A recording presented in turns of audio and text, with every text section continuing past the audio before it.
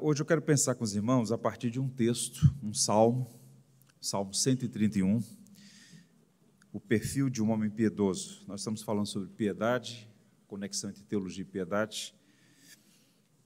Portanto, vamos pensar em um texto que é para nós uma referência de um homem piedoso, um homem realmente devoto, com o coração afeiçoado ao Senhor.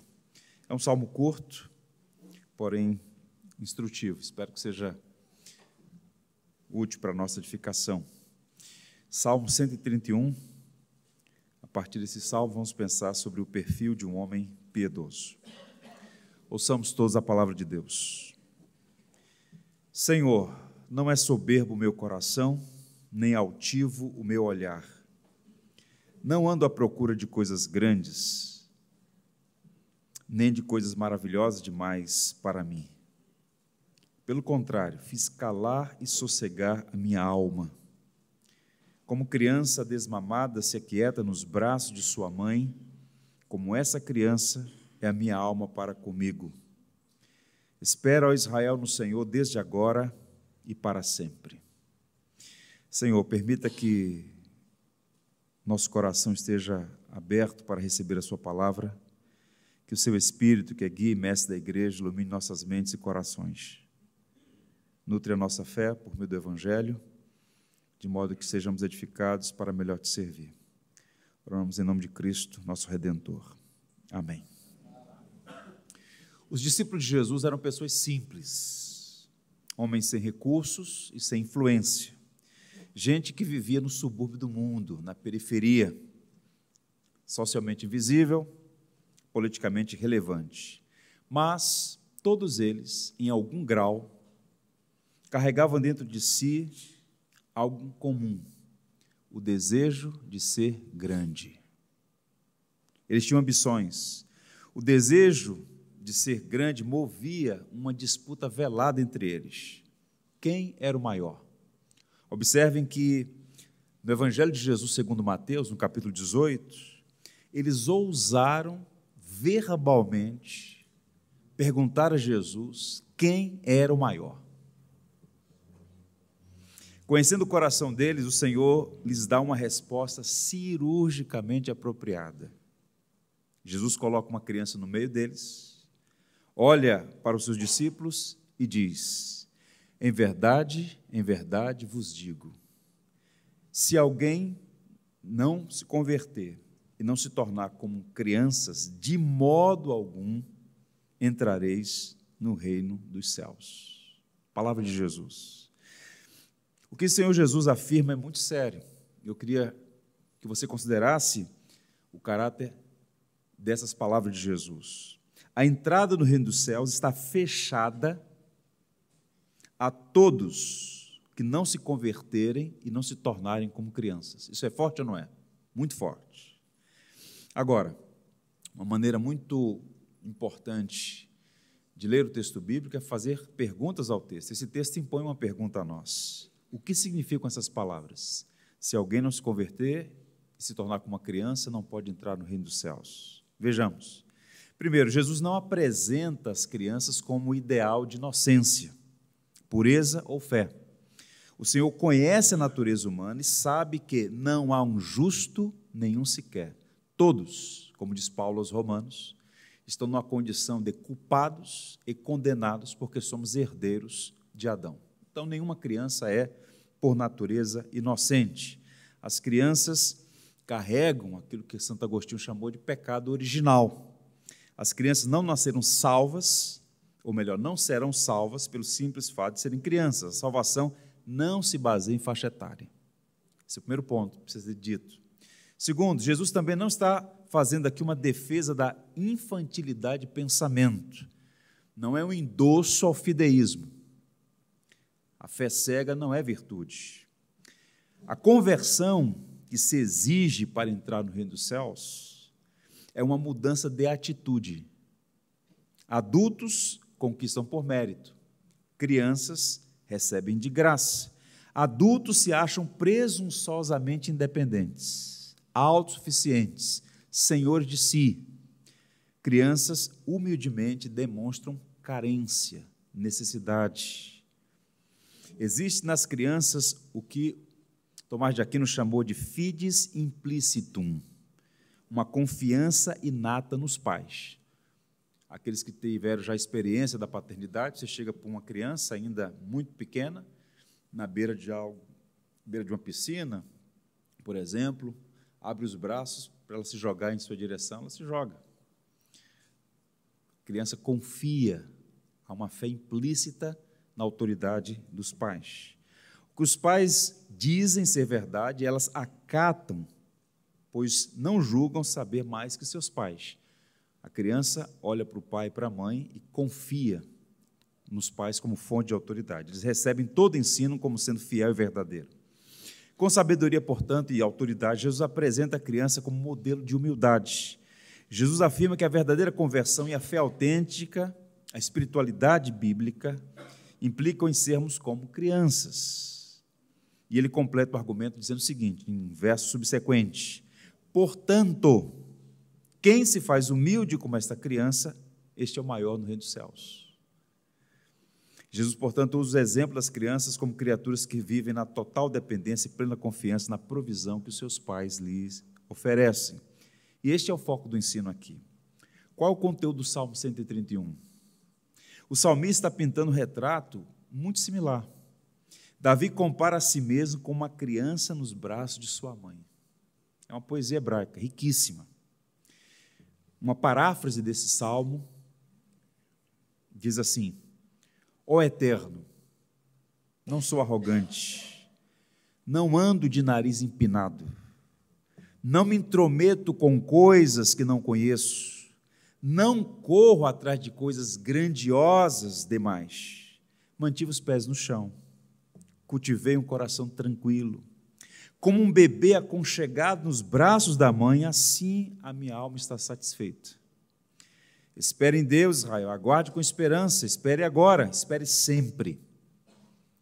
Portanto, o Salmo 131 está falando sobre um homem de perfil piedoso, um homem devoto, um homem exemplar. Ele não é perfeito, mas é um homem referencial. O Dr. Warren Wiersbe, comentando esse salmo, diz assim: se havia alguém em Israel que tinha motivos de sobra para se orgulhar, era Davi. Oitavo filho de um cidadão comum, ele começou a vida como um simples pastor de ovelhas e, no entanto, se tornou o maior rei de Israel. Agora, esse homem, soldado corajoso, general talentoso, o homem que derrotou inimigos de Israel, estendeu as fronteiras de sua terra, ajuntou riquezas, deu diretrizes para o seu filho Salomão construir o templo de Jerusalém, servo sincero, chamado homem segundo o coração de Deus. Escreveu quase metade dos salmos, apesar de suas fraquezas, recebeu misericórdia e buscou viver com integridade. Por amor de Davi, Deus manteve a lâmpada de Jerusalém acesa, mesmo nos dias mais difíceis. Agora, esse homem, nesse salmo pequeno, nos ensina a manter o foco no que é essencial, o verdadeiro adorador, o homem piedoso, devoto, afeiçoado ao Senhor. Nós aprendemos aqui 3 preciosas lições, um tripé, 3 verdades pivotais, se nós quisermos, de fato, coadunar bem a boa teologia, a sã doutrina, a ortodoxia cristã, com vida, piedade, devoção. O que é que nós aprendemos aqui? 3 coisas. Primeiro, satisfação em Deus. Ouçam, satisfação em Deus. Fiz calar e sossegar minha alma, como criança desmamada que se aquieta nos braços de sua mãe, como essa criança é a minha alma para comigo. Diferentemente do homem orgulhoso, altivo, soberbo, petulante, cheio de ambições, Davi diz que sua alma está em paz, há sossego, há quietude. E para ilustrar o seu contentamento, ele compara-se a uma criança amamentada nos aconchegantes braços de sua mãe. Ela está tranquila, satisfeita.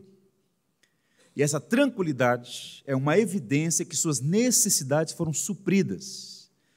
Vejam, uma criança satisfeita é aquela que encontrou nos seios de sua mãe o suprimento de suas necessidades e por isso descansa contente. E esse contentamento em Deus é a marca distintiva de um homem piedoso.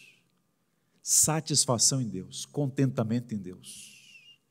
O John Piper, num clássico, podemos assim dizer, já um clássico, Em Busca de Deus, ele cunhou aquela expressão: Deus é glorificado à medida que nos satisfazemos nele. Dar glória a Deus não é, ou não significa, usar essa expressão de maneira frívola, irresponsável, vazia. Glória a Deus. Render glória a Deus é satisfazer-se em Deus. Deus é suficiente para nós. O homem piedoso é alguém que encontrou uma fonte inesgotável de paz, alegria, contentamento e gozo no Senhor. Piedade, como disse aos irmãos no primeiro encontro, é essa afeição pelo Senhor, temor, reverência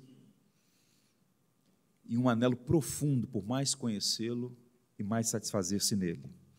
Todo o saltério, que é o manual de oração da igreja, da tradição judaico-cristã, está cheio dessa linguagem, uma linguagem de satisfação, de contentamento, de descanso em Deus. Para citar o Salmo 16, digo ao Senhor, tu és o meu Senhor, outro bem não possuo, senão a ti somente. Verso 2, no verso 11, tu me farás ver o caminho da vida, na tua presença, a plenitude de alegria, na tua destra, delícias perpetuamente. A linguagem é de alguém devoto, é de alguém que encontrou a fonte, não é de alguém que fica na periferia, nas coisas secundárias, buscando falsos referenciais de significação que prometem, mas não entregam. Outro bem não possui senão o Senhor somente. Ele encontrou o tesouro no campo. Nós temos aqui uma grande lição para nós. A vida centrada em si mesma, ela é marcada pela insatisfação. Vejam, irmãos, por todos os lados se pode observar, e é um fenômeno, gente descontente e insatisfeita, embora alimentada nos braços do nosso Pai Celestial. Gente que todos os dias tem sido alvo da bondade, da graça, da misericórdia de Deus, e no entanto está sempre insatisfeita. Um povo que recebe bênçãos sem medidas, mas demonstra uma ultrajante murmuração. Pergunta, de onde vem isso? De onde vem insatisfação? O tema da idolatria é um tema absolutamente atual. Os ídolos do coração, os deuses falsos, como sugeriu Tim Keller. Pergunta, de onde vem essa insatisfação? Da idolatria. Mais especificamente da cobiça. E o eixo central da cobiça, essa roda, o eixo é o orgulho. Veja, Senhor, não é soberbo o meu coração, nem altivo o meu olhar, não ando à procura de grandes coisas, nem de coisas maravilhosas demais para mim. Davi está dando testemunho de que naquele momento, naquela fase da sua vida, seu coração não estava rendido, capturado, escravizado por esse pecado genitor que é o orgulho. Ele nega que tem ambições carnais. E ao dizer que seu olhar não era altivo, Davi está negando a semelhança com os ímpios. Na literatura de sabedoria, os pagãos são aqueles que têm um olhar altivo, levantados para cima. E Davi diz, olha, eu não sou como os pagãos, eu sou satisfeito, não é soberbo meu coração. Com o coração livre, Davi então encontra satisfação e contentamento no Senhor. A Bíblia fala muito claramente sobre a condição do nosso coração. O diagnóstico que a Bíblia faz sobre o nosso coração é preciso e digno de total confiança. Corrupto e desesperadamente enganoso. A pessoa humana, veja, irmãos, a pessoa humana é um ser que deseja. Nós temos desejos. Nem todo desejo é pecado. Uma criança deseja ser amamentada por sua mãe, o que é legítimo e é agradável a Deus, o Deus que nos projetou, nos criou, cada pormenor. O desejo se torna pecado quando se torna cobiça contra Deus e contra o próximo. E a gente está entrando numa seara aqui bem sensível. Quero recomendar para vocês um livro publicado pela Cultura Cristã. Salvo engano, o título é Espiritualidade, do Francis Schaeffer. Nesse livro, o Schaeffer argumenta que a cobiça é dupla. É cobiça contra Deus e cobiça contra o próximo. Cobiçar contra Deus é deixar de amá-lo como deveríamos. E quando Deus não é o amado de nossa alma, quando o nosso coração não é piedoso, devoto, afeiçoado, somos dominados pela cobiça, que tem o orgulho como genitor, e os desdobramentos, o descontentamento.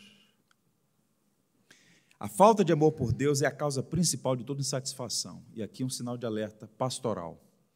Quando seu coração estiver insatisfeito, é sinal amarelo. Há ídolos presentes. Toda pessoa satisfeita em Deus dá sinal de devoção, de piedade. Onde não há satisfação em Deus, muito provavelmente há presença de ídolos ali. Há provas contundentes que falta a esta geração de cristãos, a igreja do nosso tempo, genuíno amor por Deus. O profeta Osés fez uma acusação, uma denúncia da falsa espiritualidade de Israel. Em nome de Deus, o profeta disse: vosso amor por mim é como orvalho de madrugada que cedo passa. Nós precisamos, portanto, de fazer um autoexame, avaliar a nossa espiritualidade, sob pena de viver aquela religiosidade dominical, familiarizado com a linguagem cristã, com a ambiência da igreja, com os símbolos de fé, mas que não demonstra afeição por Deus, amor por Deus. Eu disse no primeiro dia aos irmãos que piedade é uma palavra rica, muito rica e muito preciosa. A gente vive uma cultura em que falta à igreja piedade, devoção, afeição por Deus. Na história de Sansão, houve um episódio em que Dalila tentou persuadi-lo a contar o segredo de sua força. O livro de Juízes é um livro pesado, teologicamente denso em alguma medida, e ao mesmo tempo muito rico, porque desnuda a alma humana. Por várias vezes, Sansão enganou Dalila quanto à fonte de sua força. E pela terceira vez, ao mentir para ela, ela diz algo que, embora seja a motivação tenha sido falsa, né, o que ela diz é verdadeiro. Juízes 16, verso 15. Ouça o que Dalila diz para Sansão: como dizes que me ama, se o teu coração não está comigo? Como você diz que me ama, se o seu coração não está comigo? Repito, a motivação errada, mas o que ela diz é absolutamente verdadeiro. A marca de um coração devoto, piedoso, é uma entrega total à pessoa amada. Somos todos necessitados de ver uma experiência que Martyn Lloyd-Jones chamou de batismo de amor. Quando somos inundados por um profundo e genuíno amor por Deus, experimentamos contentamento e satisfação. Deus não é uma tese, Deus é uma pessoa com a qual nos relacionamos pelos méritos de Cristo, mediador, que nos conectou de volta, nos reconciliou por meio do seu sangue precioso naquela cruz do Calvário. E a pergunta que cada um de nós deve responder, com muita honestidade, é se há evidências de que de fato amamos a Deus. Porque o amor por Deus vai desembocar em muitas consequências práticas. O próprio Cristo disse: se vocês me amam, vão guardar os meus mandamentos. Não é obedeça para ser amado, vocês já são amados. E foram amados quando eram indignos, rebeldes, refratários, ímpios, pecadores. E a nossa resposta a Deus deve ser obediência, afeição, lealdade, compromisso, satisfação. Podem tirar tudo, mas eu tenho o mais precioso, o amado de minha alma. Então, o primeiro eixo da cobiça aqui é não amar a Deus. E Schaeffer argumenta que o segundo aspecto é a cobiça contra o próximo. A insatisfação, ela é caracterizada por falta de amor a Deus e inveja. A insatisfação sustenta sempre que a inveja ocupa o lugar do amor. A inveja é um duplo movimento perverso do coração que se alegra pela desgraça do outro. Houve um pai do deserto chamado Evagrio Pôntico, pouco conhecido, mas um gigante. Mais à frente, Tomás de Aquino sistematizou aquilo que veio a ser conhecido como os 7 pecados capitais. E na esteira de Evagrio Pôntico, Tomás de Aquino define a inveja como a tristeza pela alegria do outro, que começa com uma insatisfação, uma murmuração, porque o outro tem algo que eu não tenho, o outro está bem e eu não. E essa insatisfação, essa tristeza pela alegria do outro, indica sinal de inveja. A falsa adoração prestada por uma pessoa rancorosa, invejosa, maledicente, cujo coração não é amoroso, é um problema. É um problema. Basílio de Cesareia disse que a inveja é um vício inadmissível. Funciona mais ou menos assim. Você vai encontrar na sua jornada alguém que vai admitir, confessar, quiçá até publicamente, que não tem domínio próprio, que no trânsito às vezes fala o que não deve, que é pavio curto, fala, olha, ora por mim, às vezes eu perco a paciência, eu falei uma besteira. Mas dificilmente você encontrará alguém que vai admitir ser invejoso. A inveja é um vício inadmissível. O indivíduo tem, mas não confessa. A insatisfação, portanto, é uma quebra dos 2 principais mandamentos: falta de amor a Deus e falta de amor ao próximo. Davi, nesse momento da sua vida, ele está amando o Senhor e amando o seu próximo. Seu coração está satisfeito. Ou nas palavras de Jesus, em Marcos, capítulo 12, versos 29 a 31, ouve, ó Israel, o Senhor nosso Deus é o único Senhor, amarás, pois, o Senhor teu Deus de todo o teu coração, de toda a tua alma, de toda a tua força, amarás o teu próximo como a ti mesmo, não há outro mandamento maior do que estes. Resume tudo em 2 mandamentos centrais: amar a Deus e amar o próximo. Quando nós amamos a Deus e ao próximo, isso gera satisfação em nosso coração. O orgulho, gerador da cobiça, é o maior impedimento ao contentamento. Portanto, nós precisamos sepultar o orgulho e todos os ídolos que o acompanham, que são alvo da cobiça e o resultado da insatisfação. E há muitos ídolos. Ídolos que sutilmente se instalam no nosso coração. Sufoca o nosso amor por Deus, fazendo-nos pessoas insatisfeitas. O ego altivo é um ídolo que rouba de Deus a glória e sonega o amor que devemos ao nosso próximo. Portanto, quando nós tratamos um assunto dessa natureza, piedade, devoção, nós precisamos perguntar a nós mesmos se nós amamos a Deus, se nós amamos o nosso próximo, como de fato nós deveríamos.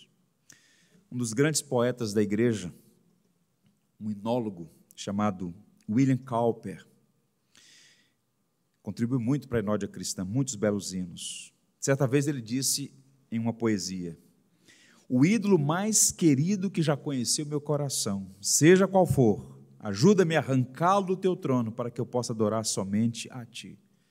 Então nós precisamos fazer esse autoexame.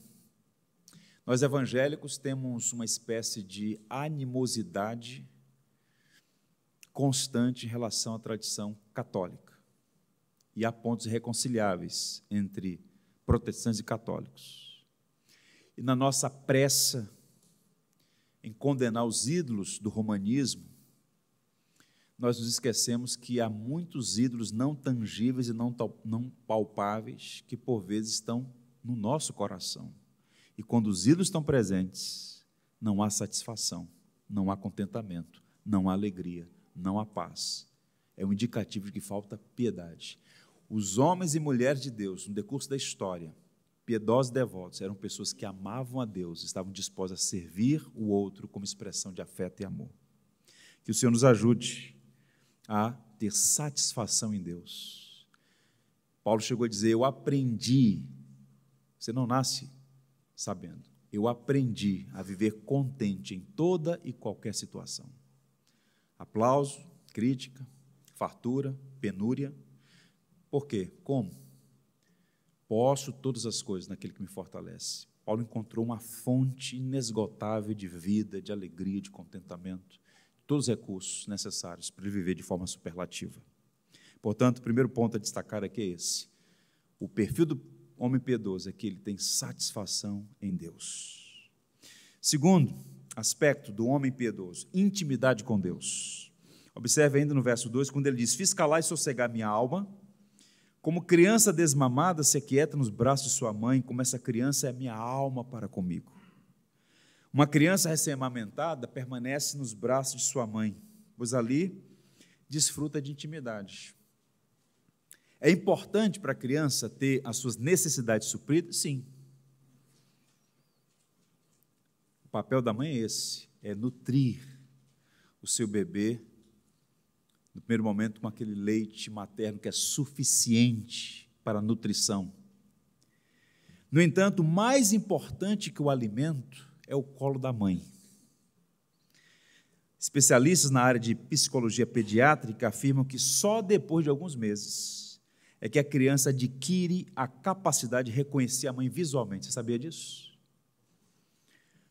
Nas primeiras semanas de vida, o reconhecimento se dá por conta de um vínculo uterino, uma relação que se estabelece desde o ventre.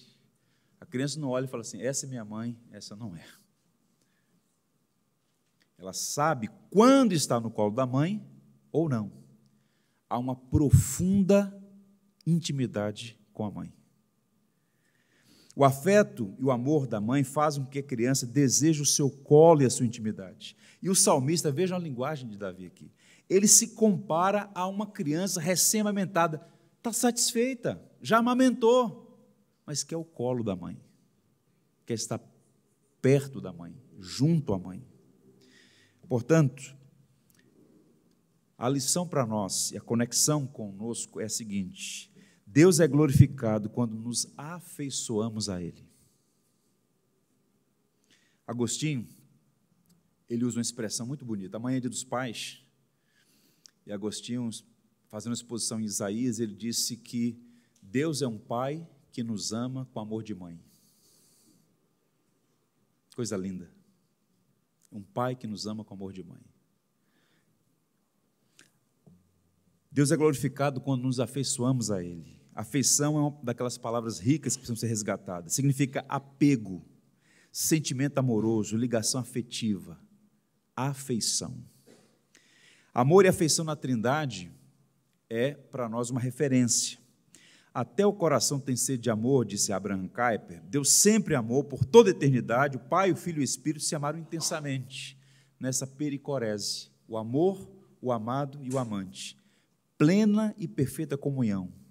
Um buscando o bem do outro, um derramando alegria sobre o outro. Satisfeitos, as três benditas pessoas, um único Deus, Deus uno, Deus trino. Agora vejam, essa perfeita relação de amor que há entre os membros da Trindade é para nós uma referência de como devem ser as nossas relações também. Deus é Trindade porque é amor, diz Agostinho, e porque é amor, Deus é felicidade. A felicidade que nos torna felizes. Então percebam, Deus é plenamente feliz e nos projetou, nos criou para desfrutar de plena felicidade. E qual o ponto? Quanto mais nós o conhecermos, quanto mais entrarmos na comunhão trinitária, mais plenos, mais satisfeitos seremos. Portanto, vejam, e aí o John Piper, a tese dele é muito sugestiva, porque ele diz: o hedonismo pagão faz da felicidade um fim em si mesmo. E ele vai usar essa linguagem. O hedonismo cristão é encontrar em Deus essa plena satisfação. Isso se dá pela afeição com o Senhor. Deus é glorificado quando o amamos. Nós podemos dizer, como o livro de Cânticos: o meu amado é meu e eu sou dele. Agora veja, irmãos, existe o perigo de uma vida centrada em si mesma, marcada pelo egoísmo. O contraponto, o contraste é, quando não há afeição por Deus, quando o nosso amor não é para fora, para Deus, nós vivemos autocentrados. O que é triste é que a igreja, muitas vezes, além de ser transformada em uma comunidade de insatisfeitos, e toda essa teologia da prosperidade, teologia do triunfo, e todas as mazelas, fruto de má teologia, a igreja também tem sido demonstrada ou conhecida por uma congregação de interesseiros. A gente critica todo esse movimento de barganha, de mercado religioso, mas há demanda. Há demanda. Por que as igrejas estão superlotadas de gente que, de forma estúpida, me perdoe essa expressão, estúpida, dribla textos bíblicos absolutamente abertos e expressivos, claros em relação ao conteúdo do Evangelho, porque elas têm interesses, escusos por vezes. Os sociólogos da religião apresentam de maneira muito convincente que são duas as principais razões pelas quais os povos buscam religião: medo de castigo e interesse em benefício. Então as pessoas vivem sempre nessa corda bamba. Fiz coisas boas, Deus vai me abençoar. Fiz coisas erradas, Deus vai me castigar. Então eu devia estar sempre com medo de receber alguma represália do alto ou interessado em algum benefício. O John Stott, de uma forma muito brilhante, ele disse que só há duas religiões no mundo: a religião do mérito e a religião da graça. Toda religião tem a mesma base, meritória. Você tem que fazer alguma coisa para impedir o castigo e para merecer algum benefício. O Evangelho, a boa notícia é que Deus nos ama apesar de nós. É um amor constante. A medida do amor de Deus é amar sem medida. Então você não vive na corda bamba, dependendo da sua performance, mascarando a realidade, falseando a realidade para parecer ser o que não é. Jesus condenou, usando as palavras do próprio Isaías, a sua geração, dizendo: este povo me honra com os lábios, mas o coração está distante de mim. Deus não pode ser enganado. Há uma coisa na teologia chamada de efeitos noéticos da queda. O pecado, ele emburrece, ele entenebrece a capacidade de reflexão. Se nem os céus dos céus podem conter a glória de Deus, se não há nenhum lugar onde Deus não esteja presente, todas as coisas estão patentes diante dos seus olhos, o salmista chega a dizer que luz e trevas para o Senhor são a mesma coisa. O homem pode ser muito habilidoso para esconder as coisas do seu cônjuge, dos seus filhos, dos seus pais, dos seus amigos, da igreja, mas nada, absolutamente nada, foge ao escrutínio de Deus. De modo que Deus sabe quem o ama e quem tem apenas interesse em usá-lo. E eu preciso dizer uma coisa aos irmãos. O próprio Cristo falou sobre isso, né? Vocês são maus. Vocês são maus. E sendo maus, sabem dar boas dádivas aos vossos filhos. Uma criança chega para o pai e pede um pão. O pai não dá uma cobra. A filha chega e pede uma fruta. Ele não dá uma serpente.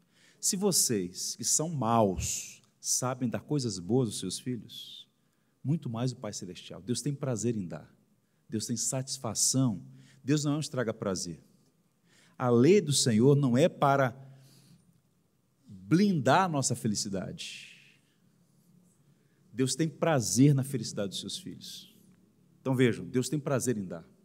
Spurgeon dizia: pedir é a regra do reino. Vocês não receberam nada porque vocês não pedem.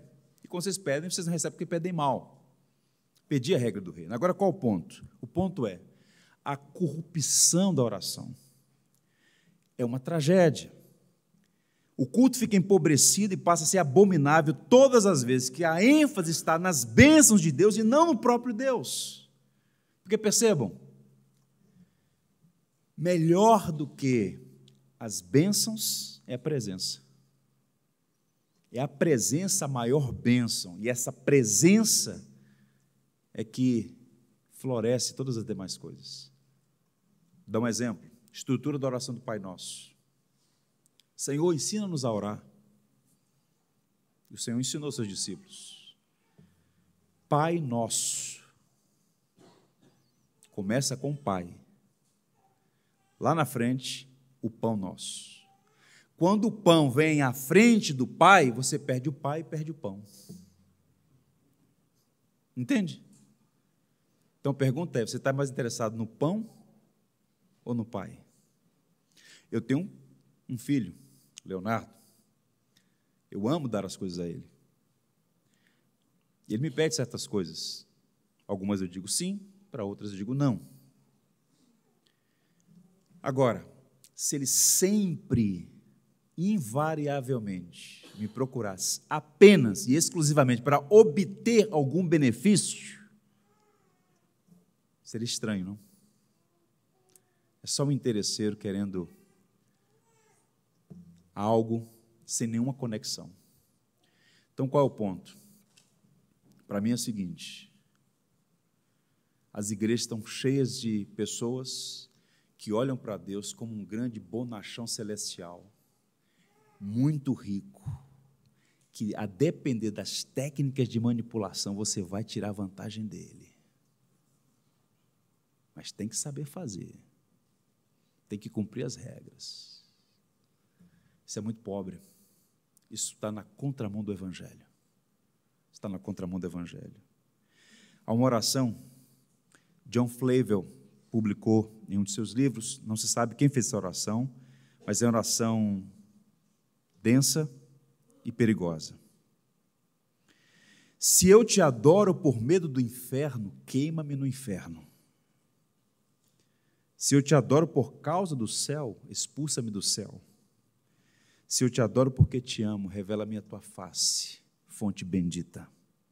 Vejam, Cristo morreu na cruz, com seu sangue nos libertou dos nossos pecados, do diabo e da tirania da morte. Tudo isso é verdade. A perfeita, suficiente e definitiva obra de Cristo em nosso favor. Mas a obra de Cristo não está restrita a uma redenção do pecado, do diabo e da morte. Nosso Senhor morreu naquela cruz para nos reconciliar com Ele, com o nosso bendito Deus e Pai. Portanto, em Cristo nós podemos contemplar a face de Deus e vê-lo sorrindo para nós, reconciliados. Intimidade, portanto, é o que está acessível a nós. O sangue de Cristo pavimentou uma avenida em direção ao trono da graça de Deus. Nós não podemos apequenar o grande Deus com mentalidade rasa, com orações superficiais. Um dos aspectos da crise que a igreja vive hoje é a falta de intimidade com Deus. Lembra que eu disse aos irmãos, e quero reiterar mais uma vez?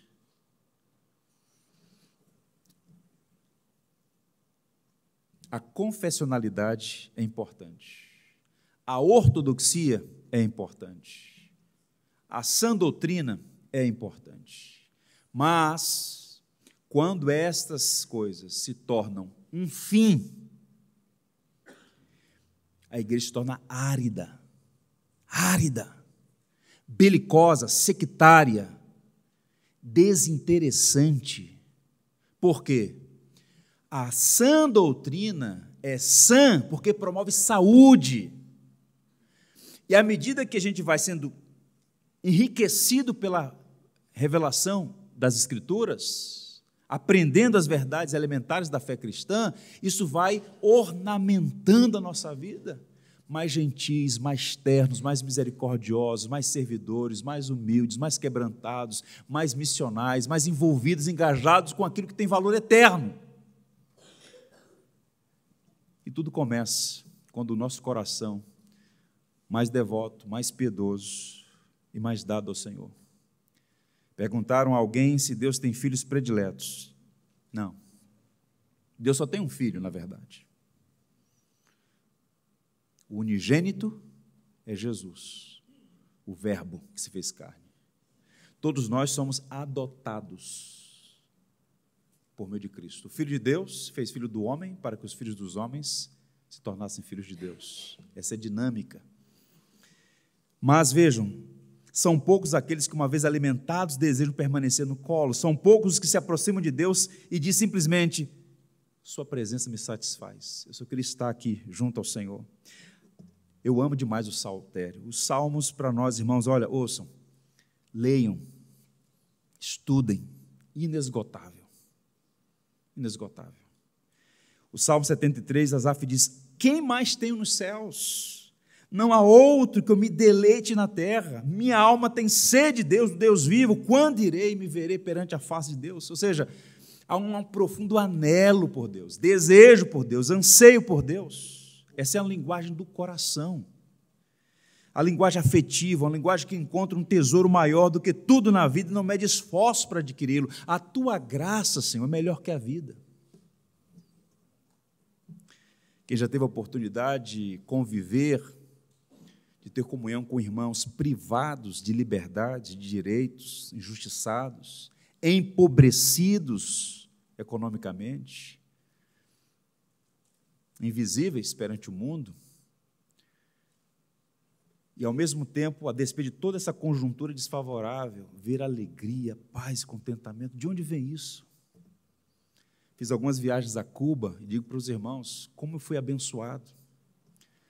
Ver uma igreja massacrada pela tirania, empobrecida financeiramente, do ponto de vista horizontal, perdida, sem nenhuma possibilidade de mobilidade social, de nada, mas no culto, alegria, contentamento. Por quê? Estão como quem vê o invisível, Moisés, deixando os tesouros transitórios deste mundo, focaram na eternidade. Põe a eternidade diante dos meus olhos, pensaram por vir encontrar o Senhor. Agora vejam, repito, não é errado pedir, o erro é pedir mal, pedir apenas para atender nossos desejos egoístas e caprichosos. Devemos buscar a Deus não porque Deus dá saúde, prosperidade e propriedade, mas porque Deus é o lugar de descanso da alma. Ou como disse o profeta Jeremias, vocês estão esgotados porque vocês trocaram o manancial por uma cisterna rachada que não contém água. É estúpido. Você tem um manancial, a fonte inesgotável de vida, mas fica adubando a vida com falsos referenciais de significação. Já parou para pensar? Faz uma análise, um exame rápido. Um bom diagnóstico da saúde da igreja é analisar sua liturgia, o que ela canta, e o conteúdo das pregações. Toda a linguagem antropocêntrica dos cultos, toda a linguagem focada só no aspecto horizontal, fala-se pouco da eternidade. E percebam, essa é uma geração que praticamente não se ouve mais falar do retorno triunfal de Jesus Cristo. Todo o discurso é: vamos criar o paraíso na terra. E o que é o paraíso na terra? Uma vida boa, confortável, saúde, dinheiro no bolso. É o que o mundo prega. Percebam, eu não estou a dizer que nós não podemos desfrutar das bênçãos do Senhor, mas o perigo é adubar a vida com falsa referenciais de significação. Há uma canção que diz assim, é uma linguagem teológica, é uma oração: eu só quero estar onde estás, todo o tempo em tua presença. De longe eu não quero te adorar, leva-me para onde estás. Eu só quero estar onde tu estás, morar contigo eternamente. Ou leva-me ao lugar onde tu estás, contigo eu quero ficar. Eu quero estar contigo, vivendo em tua presença, comendo em tua mesa, rodeado por tua glória, em tua presença. Eu desejo sempre estar. Eu só quero estar em ti. Ó meu Deus, tu és a minha força e a minha canção. Quando fraco em tua presença, tu me sustentas com as mãos. Nós precisamos disso, irmãos. Satisfação em Deus e intimidade com Deus. E para fechar esse tripé, esse perfil do homem piedoso, além da satisfação em Deus, da intimidade com Deus, confiança em Deus. Fiz calar e sossegar a minha alma. Assim como uma criança nos braços de sua mãe, precisamos de satisfação, intimidade e confiança em Deus. A criança descansa nos braços de sua mãe porque tem confiança. Intimidade com a mãe lhe garante que ela estará sempre ali quando precisar. Em outras palavras, a confiança se fundamenta na intimidade. Hoje saí para almoçar com uma família e eles têm um bebezinho, uma criança, talvez 1 ano e pouquinho, aprendendo os primeiros passos. Ela estava junto à mãe, a mãe saiu um pouco assim para pegar um café. E ela olhou e não viu a mãe. Ela olhou e já abriu a boca, começou, e correu em direção do pai. Ela reconheceu o pai. seja, a presença da mãe, a presença do pai, a intimidade. Eu sei que eu estou seguro, eu posso confiar. A criança descansa nos braços de sua mãe porque tem confiança. A intimidade com sua mãe lhe garante que ela estará sempre ali quando precisar. Por isso Davi diz: fiz calar e sossegar minha alma. Como a criança desmamada se aquieta nos braços de sua mãe. Como essa criança é minha alma para contigo, Senhor. O que é que nós aprendemos aqui? Deus é glorificado quando descansamos nele. Nós temos muitos motivos para descansar no Senhor.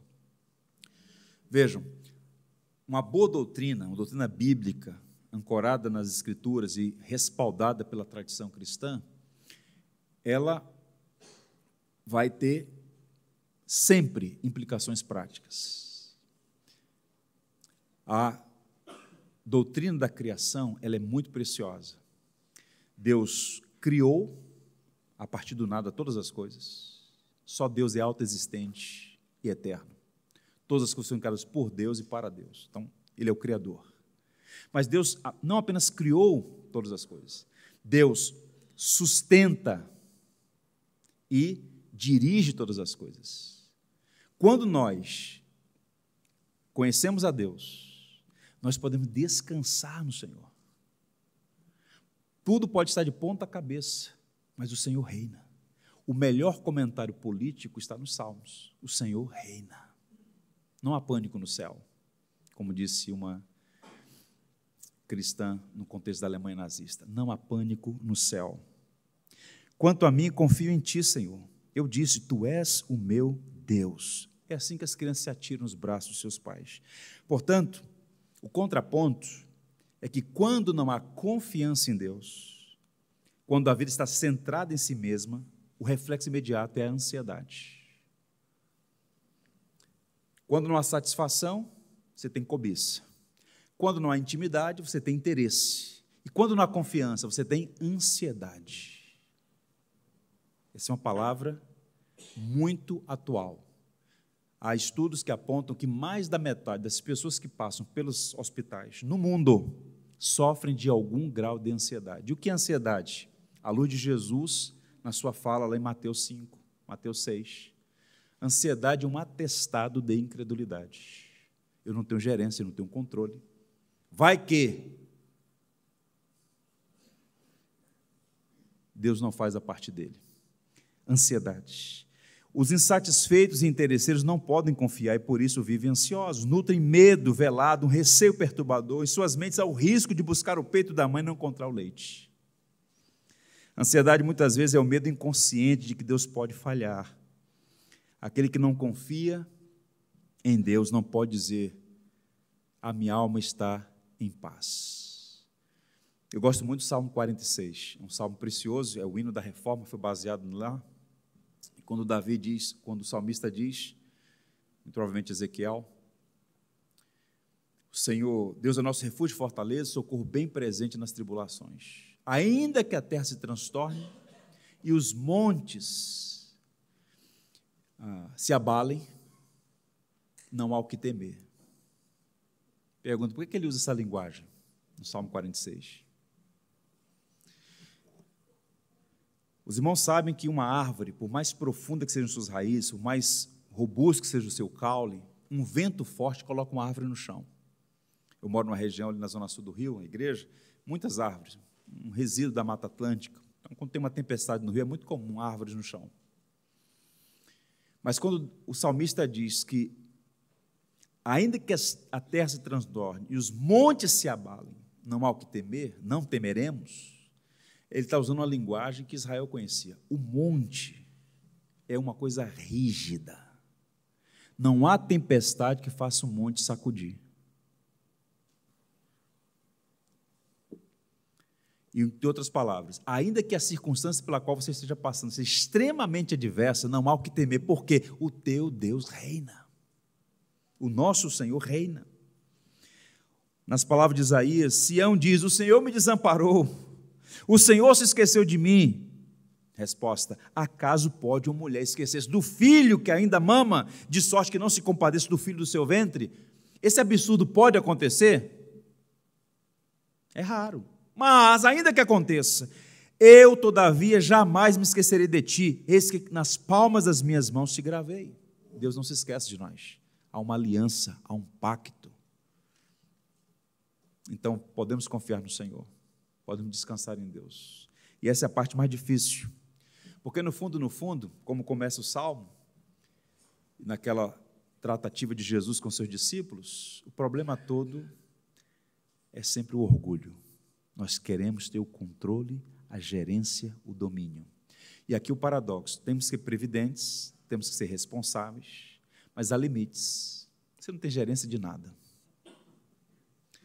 E às vezes Deus precisa derrubar nossos castelos de areia, para mostrar que só Ele reina, só Ele tem domínio, só Ele tem o governo de todas as coisas.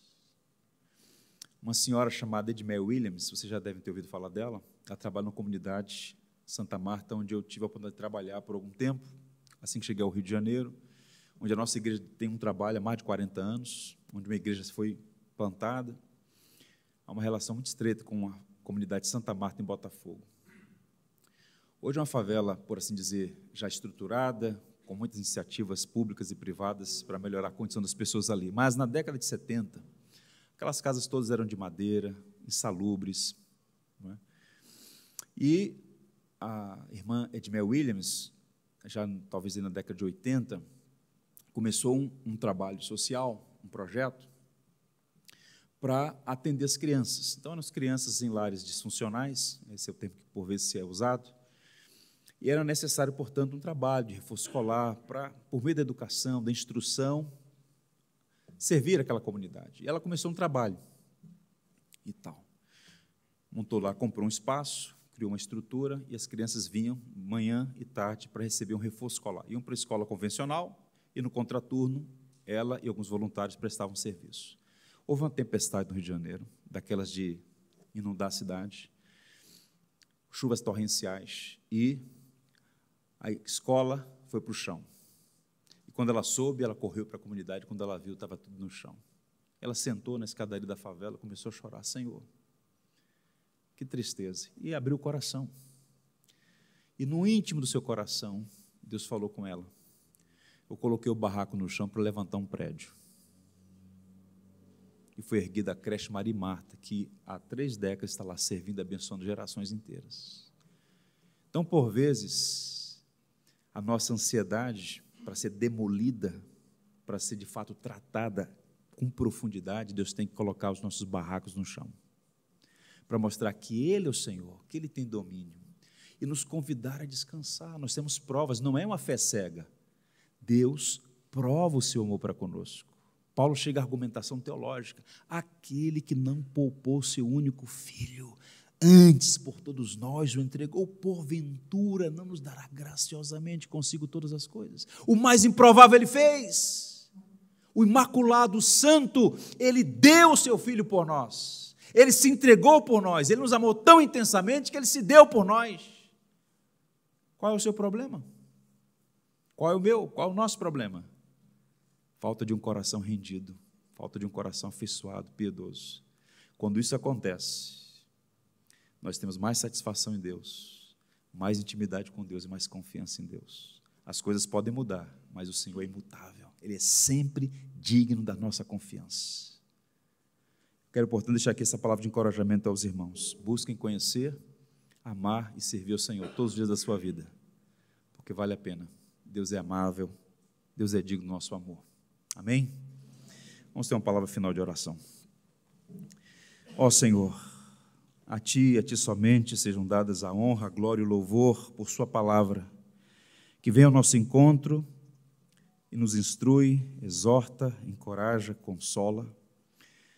Ajuda-nos a ter um coração devoto, afeiçoado, coração piedoso, que cresça em nós a cada vez mais satisfação no Senhor, que tenhamos mais intimidade com o Senhor, que sejamos mais confiantes no Senhor. Abençoa os meus irmãos e irmãs aqui. O Senhor conhece a nossa vida. Eu oro para que a Tua graça nos fortaleça, que o Teu Espírito nos ajude em nossas muitas fraquezas, para que possamos crescer na comunhão e na intimidade do Senhor.